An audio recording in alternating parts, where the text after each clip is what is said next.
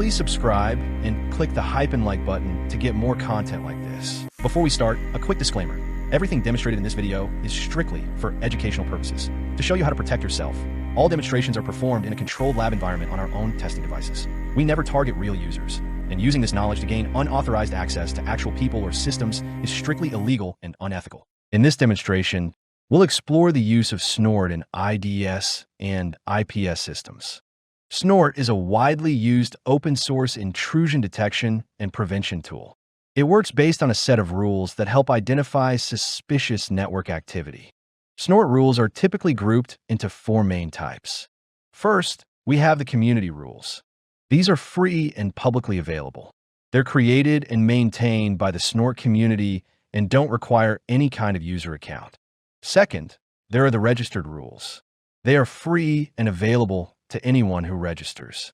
They are released after a delay, but remain accessible indefinitely. Third, we have the subscription rules.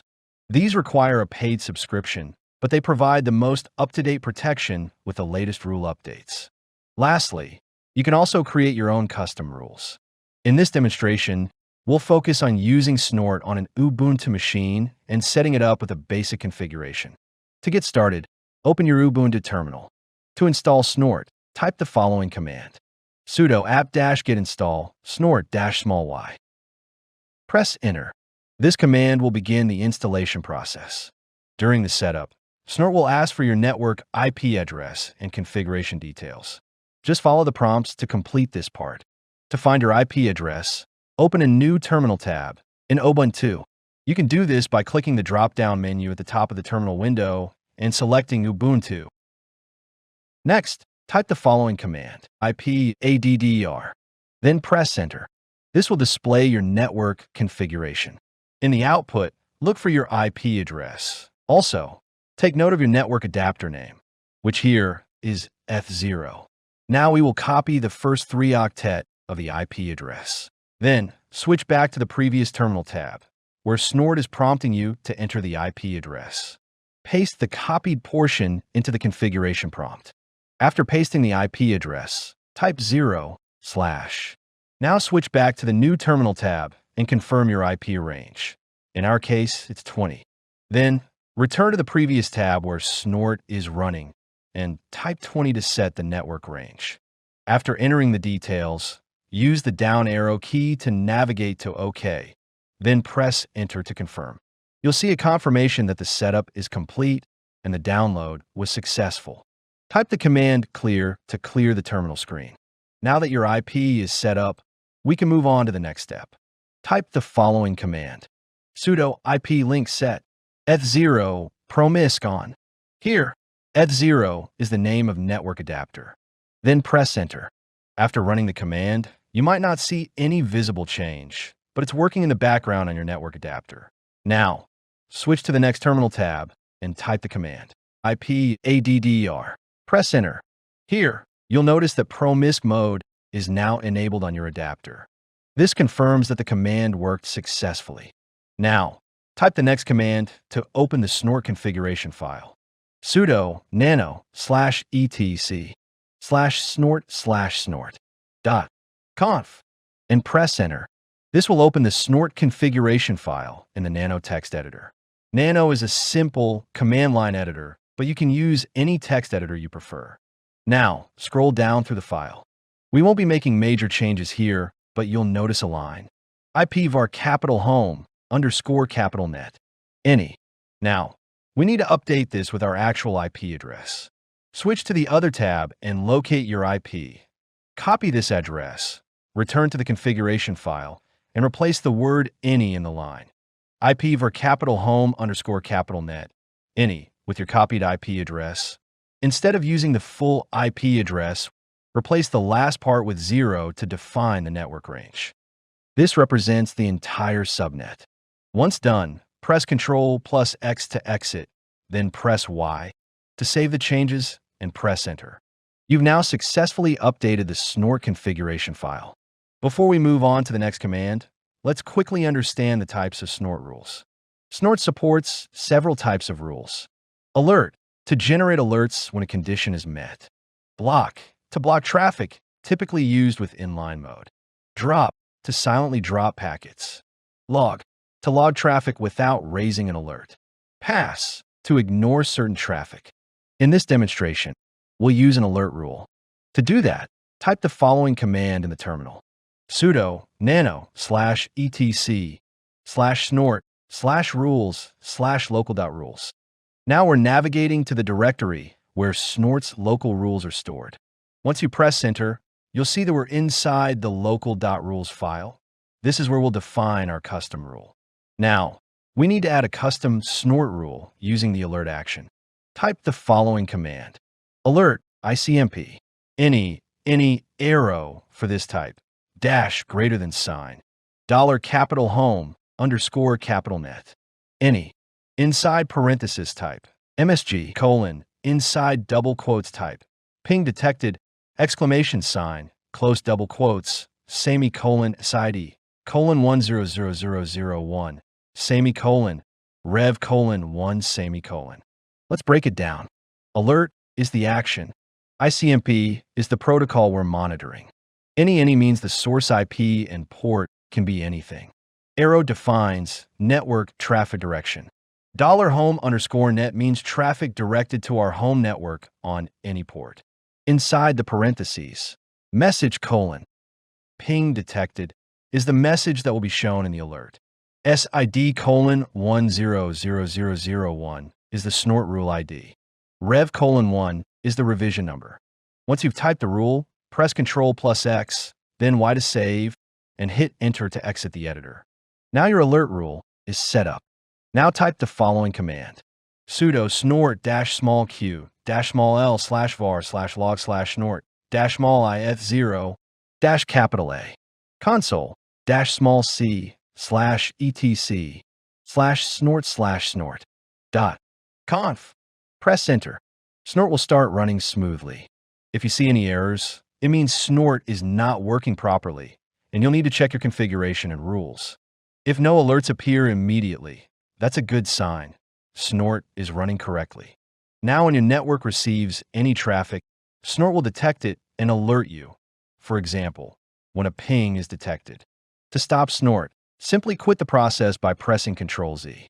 Afterwards, you can check the logs by running the command sudo ls/var/log/snort. Here, you'll find alert logs, such as the file named as snort.log.174.932.0804 and snort.log.174.932.0984. Let's close the terminal and go back to the Kali Linux home screen. Now that you've seen how to use Snort, let's move on to another powerful IDS and IPS tool, Suricata. To begin, open your Kali Linux terminal by clicking on the terminal icon at the top left of the screen. Now type the following command to download and install Suricata. Sudo apt install suricata-y. Then press enter. In this case, you can see that Suricata is already installed on the system. If you haven't installed it yet, this command will handle the installation for you. Once that's done, clear the terminal again by typing clear and press enter. Now type the following command in the terminal: suricata-help. Then press enter. In the output, you'll see that the installed version of Suricata is 7.0.10. You'll also find several useful command line flags. -c is used to specify the path to the configuration file. -T tests the configuration file for any errors. -D runs Suricata as a background daemon. -l sets the default log directory. And many other flags are available. Type clear again to clean up the terminal screen and press enter. Now type the following command in the terminal to test Suricata's configuration file. Sudo suricata-t-c/etc/suricata/suricata.yml. Then press enter. In the output, you should see a confirmation message like, "This is Suricata version 7.0.10 release, running in system mode."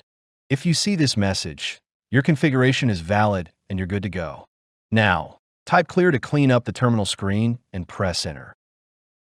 Now type the following command: sudo suricata -etc/suricata/suricata.yaml-i eth0. Then press enter. In the output, you'll notice several key messages. Suricata.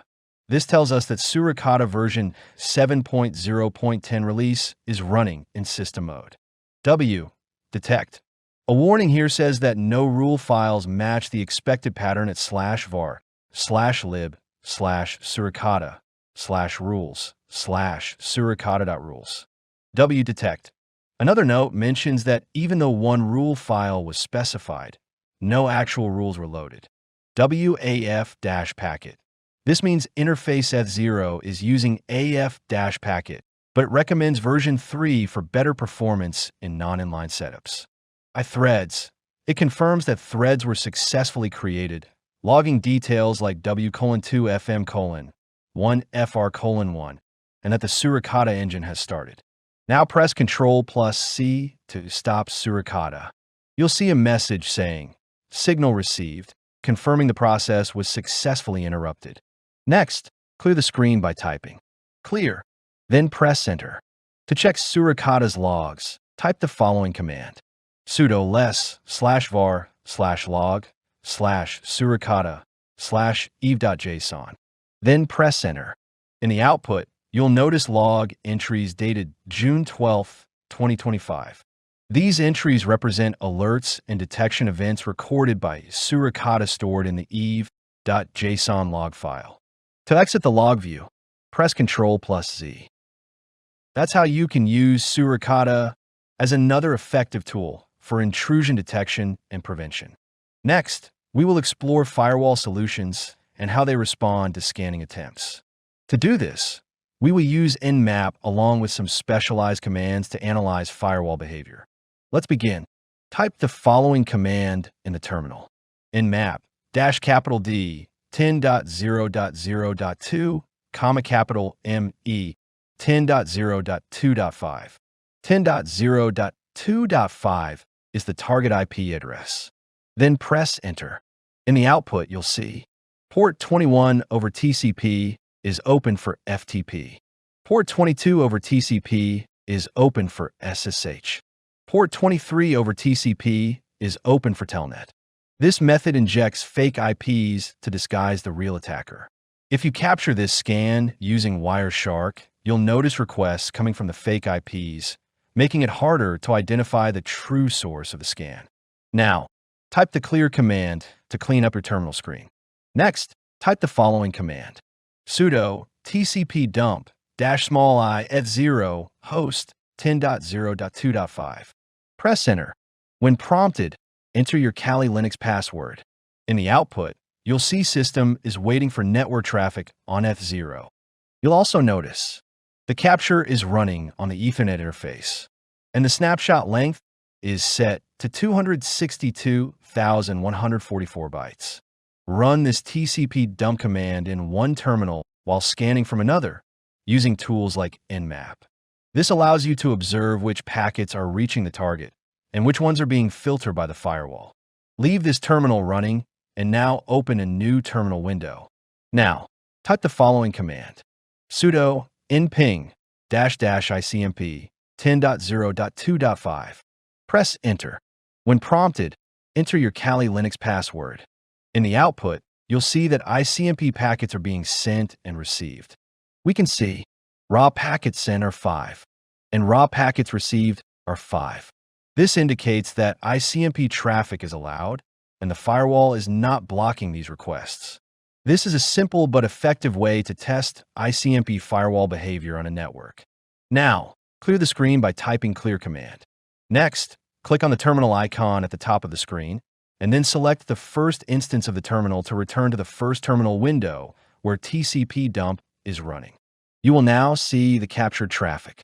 As packets travel between your system and the target, you can observe how they appear in the output. This gives you visibility into what gets through the firewall and what doesn't. Once done, press Ctrl+C to stop the process, and then type clear to clean up the terminal screen.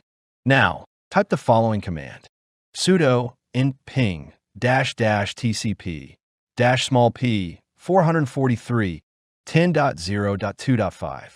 Press Enter. You will now see that the TCP packet synchronization process has started.